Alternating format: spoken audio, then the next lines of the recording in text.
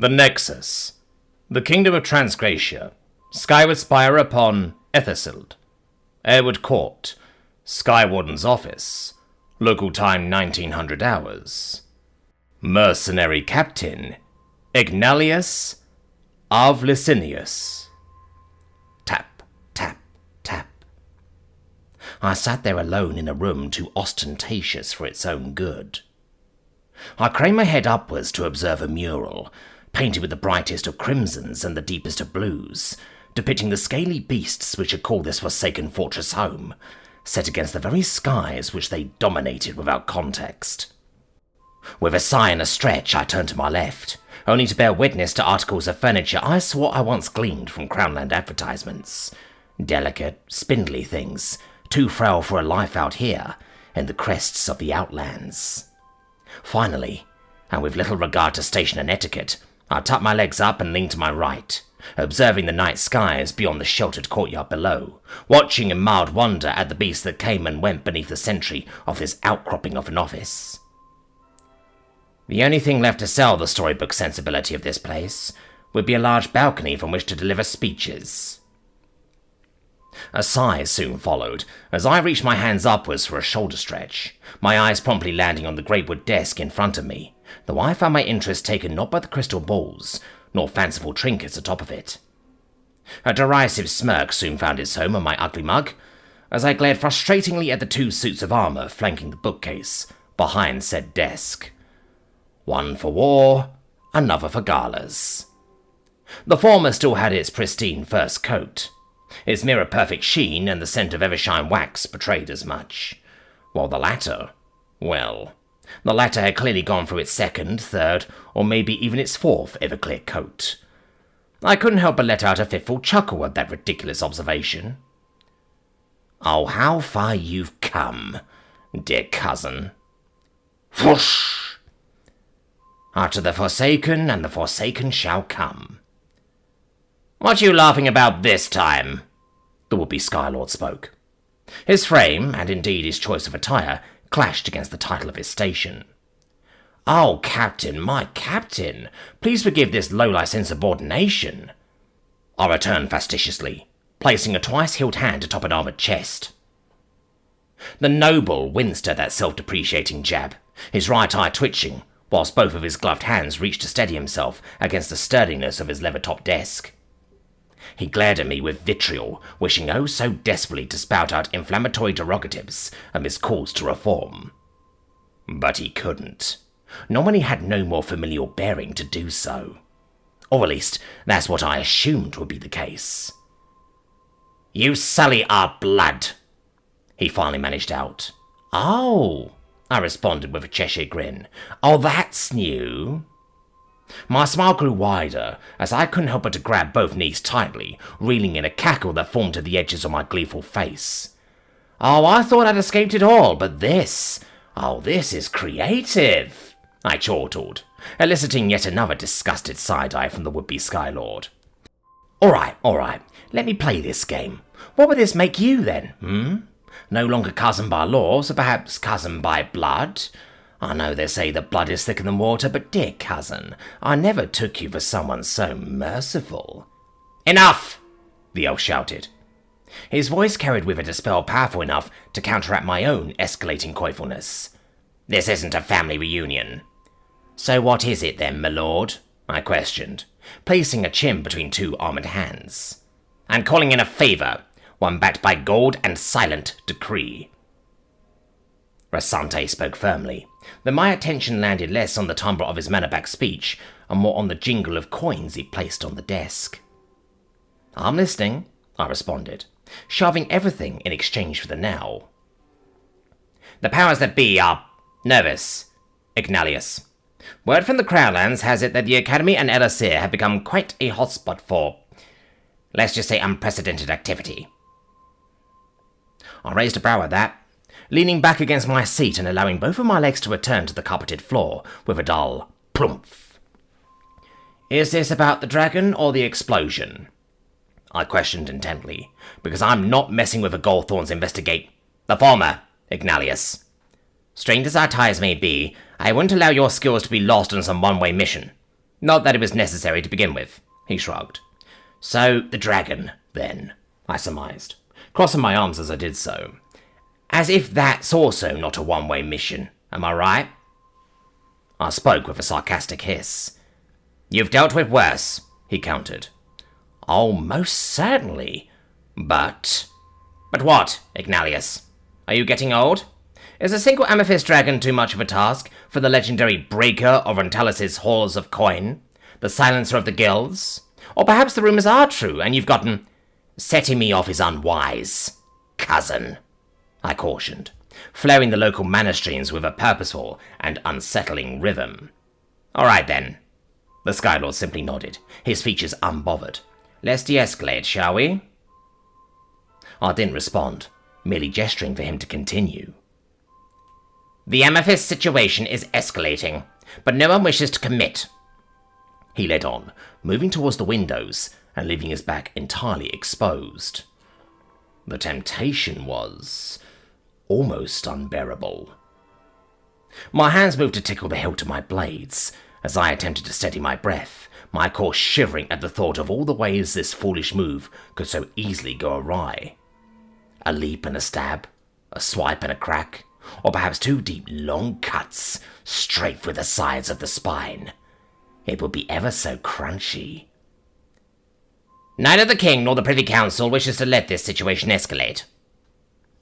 I heard the tail end of Rasante's words, but only regained composure after he craned his head back to face me. Were you even listening? Oh, sorry, I responded with a smile. You know how politics is not my strong suit? Perhaps why you guys kicked me out, am I right? Let's not dig up skeletons right now, Ignalius. All right, I acquiesced under a frustrated breath. Run all that by me again, will you? The man would have growled if he weren't so bound by decorum, so he did the next best thing and harumphed in response. Let me put this in a way more conducive to your bastard sensibilities, he seethed, eliciting nary a shift nor a yawn from my bored posture. Nobody is willing to foot the first bill, and nobody wants to be the one to start rocking the boat. At least, not until the prime agitator of this incident re-emerges as the obvious scapegoat. I raised a brow at this, but yawned all the same. So everyone's waiting on the Goldthorns' investigations. Big deal. Just wait then. What's the rush? The rush is that there's an amethyst dragon on the loose, you donkey, Rasante interjected. If nobody acts, then everyone runs the risk of losing face in the event of a catastrophic attack. So, why not act? I raised up both hands. This prompted the noble to let out an even deeper sigh, as he very nearly slammed his head against the window inches from his face. Because to act is to rock the boat. It sends the wrong message. To the Privy Council, it signals some sort of desire to mop up and clean up after an associate. And nobody on the council wishes to associate themselves with the potential agitator of this incident. To His Majesty, the King of Transgratia and his lords, potential losses mean a loss of face, in terms of his kingdom's strength. Moreover, he knows this is ultimately a Crown Lands incident. Being too proactive and being successful at it sets the precedence for either decreed Crown Lands involvement and thus greater local burdens, or it may incite revisions over the ancient treaties on the engagement of Academy-related incidents. Wait, but wouldn't being successful at taking out the dragon make the Kingdom of Transgratia look strong, thus strengthening their position? At the expense of making the Crown Lands look weak, yes, Rosante immediately countered. They'd be seen by the Crown Lands as committing a deadly sin, leveraging personal success at the Crown Lands' expense. While publicly there may be no backlash, at least none that you can see, he derided. Behind curtains and veils, there will be infernium to pay for such a loss of face. Right, I replied bluntly, but last I heard the town criers of Telesir were talking about patrols being deployed. In a defensive capacity, while the Crown prepares to deal with the matter directly. Everyone's ready to react reflexively, but no one is willing to do anything proactively, at least not with their own assets, Rosante reasoned. This finally got my attention. So, the adventuring solution, I chuckled out. That, along with Crown warrants, yes, Rosante confirmed. Done through intermediaries, between intermediaries to lengthen the road between issuer and quest taker, I asked. Why don't you just spell out the entire alphabet while you're at it? The would-be Skylord shot me down. The rest is self-explanatory. Success or failure, all of this will be at the gain or expense of the independent quest taker. And the quest giver too, I added dubiously. You of all people are going to be taking the risk. Need I remind you, peasant, that I am the incumbent Skywarden of this region? Rosante beamed, as I could practically hear the satisfaction emanating between each punctuated word.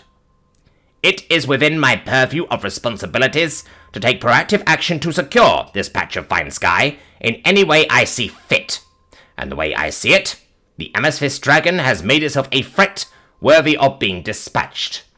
I just lack the men. No, what you lack is the strength and courage to take losses, I countered, with a sharp snap of my tongue. Because, Skywarden, any losses will incur reports, and if those reports are on the books, well... Oh, dear cousin, I wonder if there is even an ounce of our blood running through your veins. Rosante shook his head. That one action somehow leveraged greater vitriol than any passing word or slight. Have I not made myself clear? Of course everyone wants to act.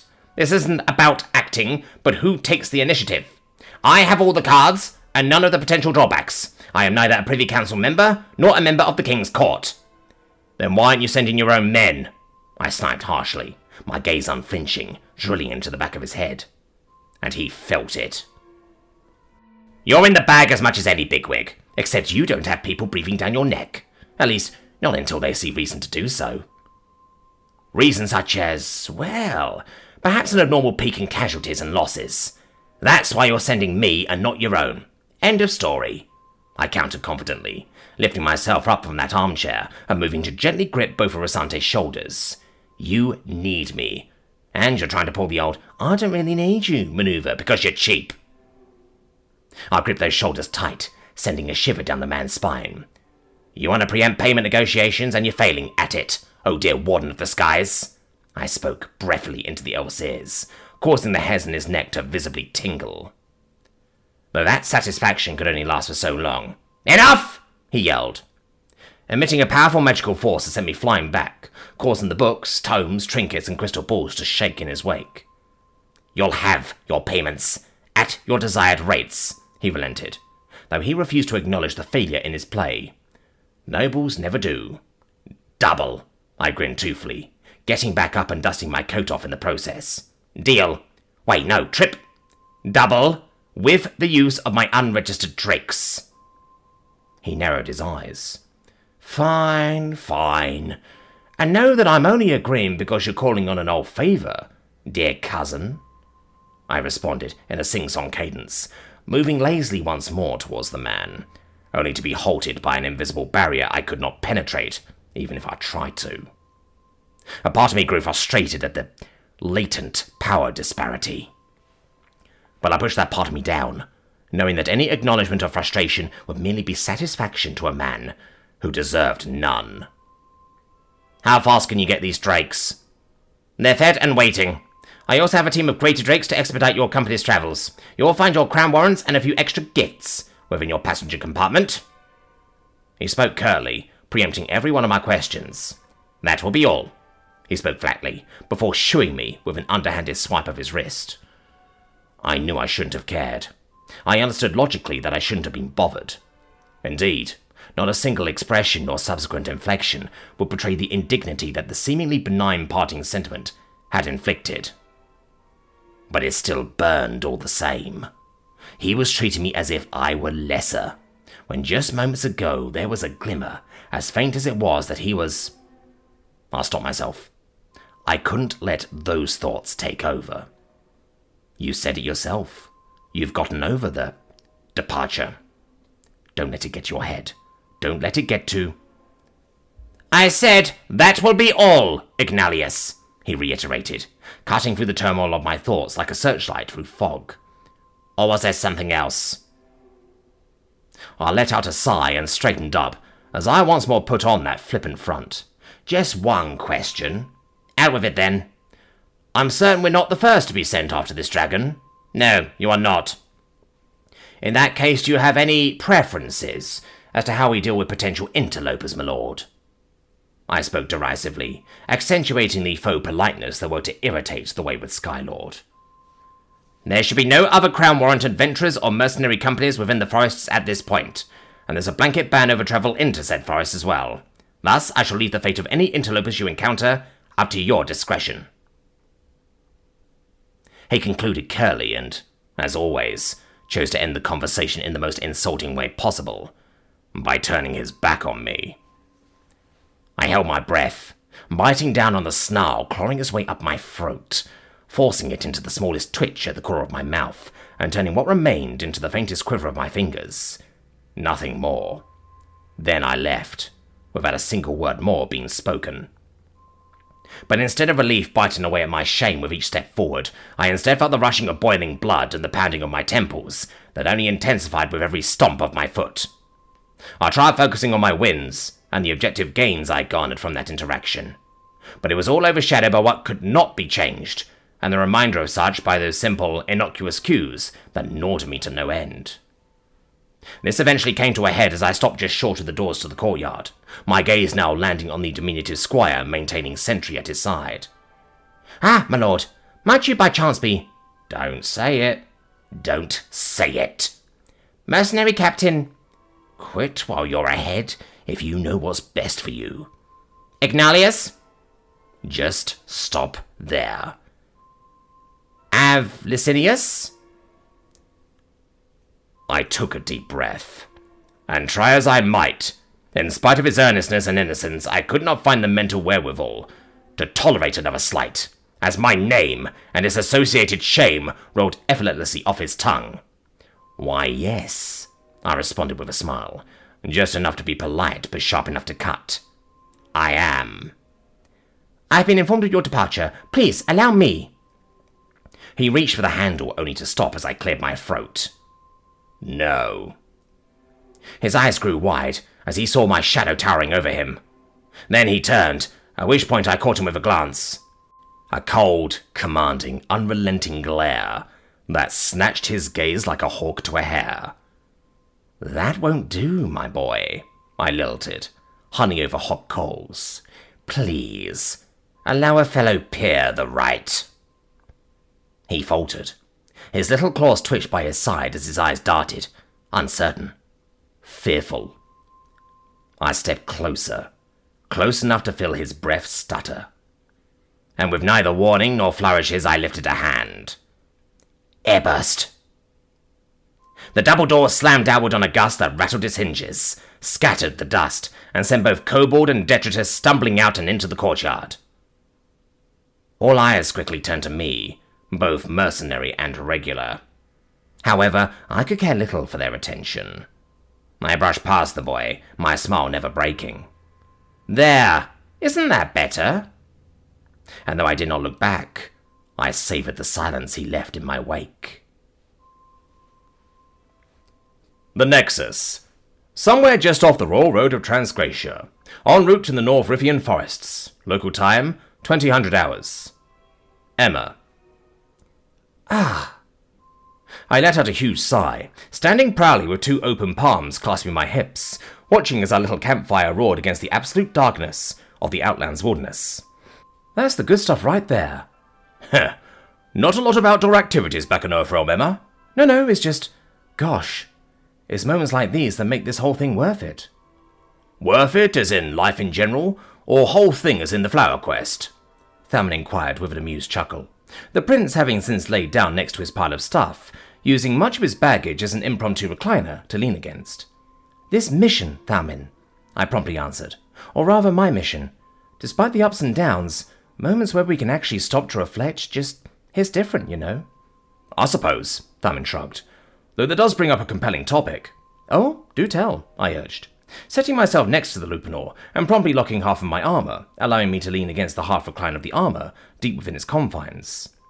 What made you join? I'm sorry? What made you choose to take on this quest, this mission, to willingly become the candidate of Earthrealm? Huh, was my immediate response. I could have sworn I addressed that at one point or another. Those were my thoughts as well, Emma, Thalman concurred. But upon some heavy recollection, it's just come to my attention that in spite of all of our conversations, we've yet to touch on some of the most fundamental. Although one could argue that the more fundamental a question, the greater the likelihood it becomes personal, but I digress. I'm surprised that in spite of your propensity for endless talking, that fundamentals such as these have been overlooked. Yeah, I acknowledged, my eyes attempting to meet those of the tired princess. Yeah, you do have a point. So you admit you're a yapper, Thalmin chided.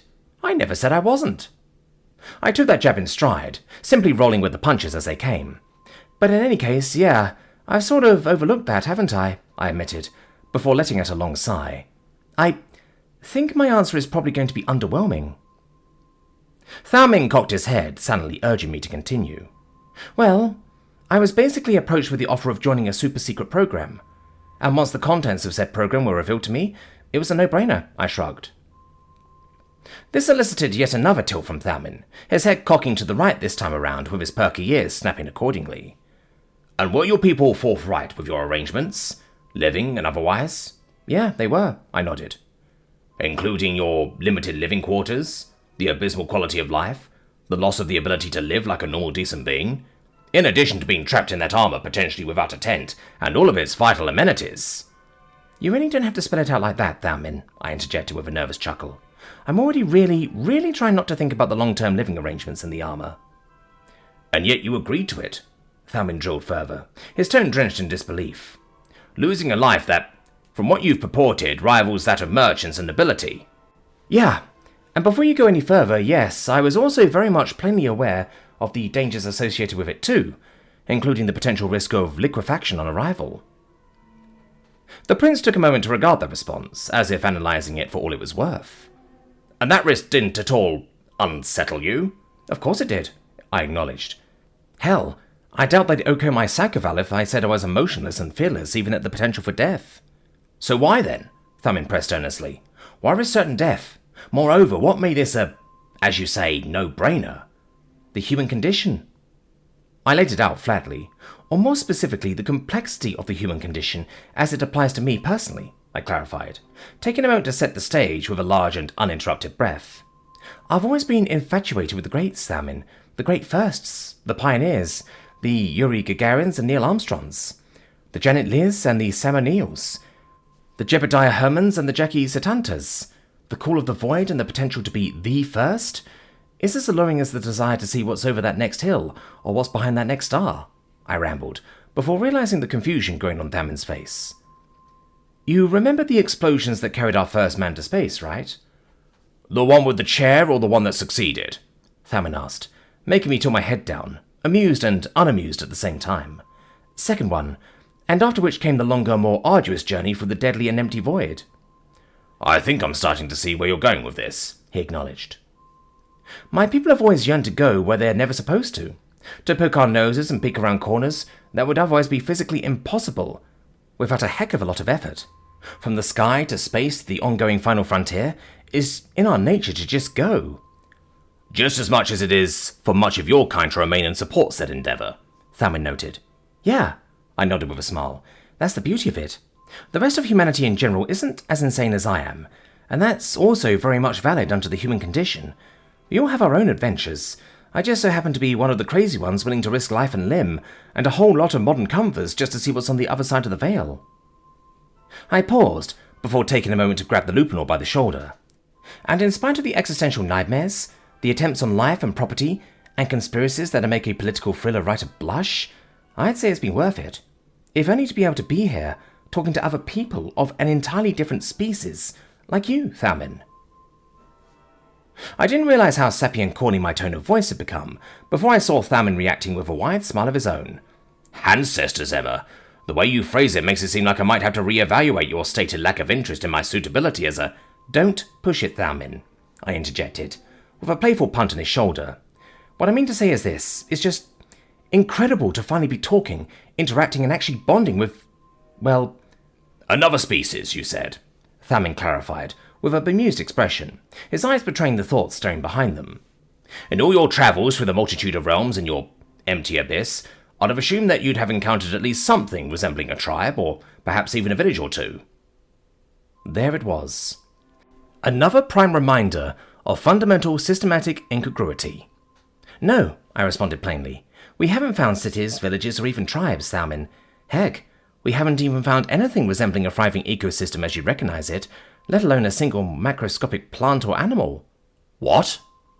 In the millennium we've been in space, across all the multitudes of planets we've surveyed, The most exciting thing we've found has been ponds harboring invisible life.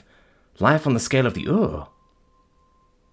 Thalmin's features shifted at that, his eyes running through everything before something dawned deep within him.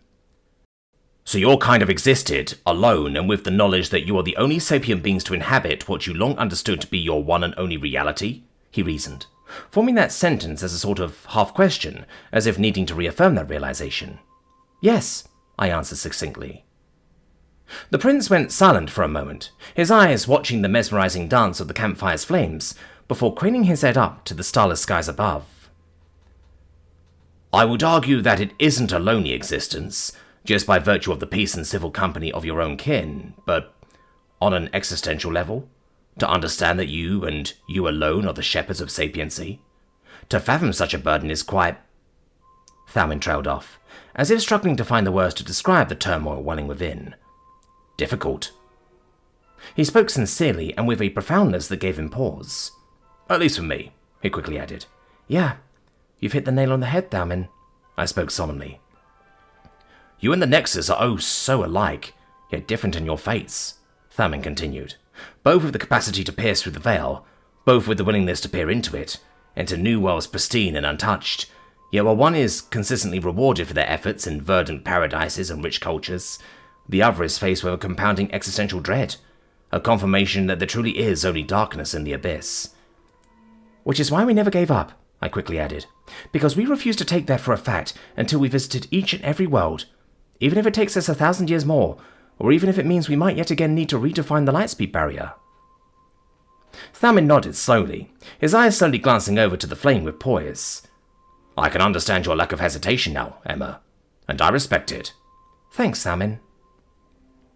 A moment of silence dawned on us as Thalmin moved forward, poking and prodding at something boiling in a pot over the fire. So, I guess it's your turn then, I offered. It would only be fair, yes, the prince acknowledged, as he settled himself comfortably against his makeshift backrest. I chose to come, for I couldn't bear the thought of anyone else taking the mantle of the Nexian sacrifice, he began ominously. I am not a man who deludes himself in the prestige that comes with birthright, but instead, I willingly carry the burdens that are demanded of said birthright, because unlike most of our peers, I do not see myself for more than what I am. And that is? The runt of the litter. He snickered, in self-depreciating humour. The last in line for the throne. My role has always been to lift up the fates of my older siblings, to help ease their burdens so as to allow for a seamless transition when the time comes. I am not destined for greatness, but what I am destined for is to facilitate the greatness of my kingdom. He spoke proudly, puffing his chest as he did so. And after battle after battle after battle, the time came for me to make the ultimate choice. Not that there was a choice to be made in the first place, he chuckled darkly. To commit to one more battle that I understood could very well be my final one. Silence once more descended on us, as I felt inclined to allow Thalmin to continue at his own pace. My siblings all deserve the throne far more than I, and even those not expected to take said throne will play a much more vital role in supporting it. I am neither a statesman nor a strategist, neither bookkeeper nor tradesman. What I know best is survival, magic, combat, and perhaps a bit of diplomacy here and there. He shrugged. To put it simply, Emma, I chose this, for there was no one else to take the mantle. I pondered Thalmin's words, realizing now just how different our approaches to the same ends were. I know you have questions, so go on, don't be shy, Thalmin urged. Well, I guess I just have to ask, why did you have to come? I thought other realms also sent more minor nobles, not royalty. Double standards, Thalmin replied instinctively. With some unspoken expectations, it's typically seen as a sign of greater fealty. He shuddered at the word, to send those of higher stations from a realm to the Nexus. I think you might recall this yourself on Orientation Day, no? When students were perplexed by your cadet status? Yeah, I get that, I nodded. I'm guessing that because of Havenbrock's rocky relationship with the Nexus, given your recent switch-up of ruling families, that it's sort of necessary to send members of the royal family to keep up with their demands. Precisely, Thalmin nodded. Moreover, it's also a matter of assurance and security, he added, prompting me to cock my head. You see, we cannot explicitly trust anyone to take this role for us, as it is highly likely that the Nexus would sway any Havenbrockian noble to their side, once sequestered here away from Havenbrock. Oh. I blinked rapidly. Okay, yeah, that That actually makes a ton of sense. So, you really did have no choice. If I were to keep my honor, my integrity, and my duty alive, of course not. But the act of choosing said values over my own life is still a choice all the same. He paused before slowly letting a smile form at the edges of his face. But it is not all doom and gloom, Emma. For within this twisted realm of backstabbing and duplicity, I found someone worthy of calling a comrade in arms. He spoke confidently, as he wrapped an arm around my shoulder. The sentiment goes both ways, friend, I reaffirmed, returning the gesture in kind. Unknown. Unknown. Bzz. In the lightning went, the surge of elemental power nudging the poor little thing away from its eternal slumber. I tapped at his metal shell, flicking it, spinning its little pinwheels, urging it to speak. Pulse, pulse, pulse. There it was again, that rehearsed call, these desperate cries for aid. Bzzz. Pulse, pulse, pulse.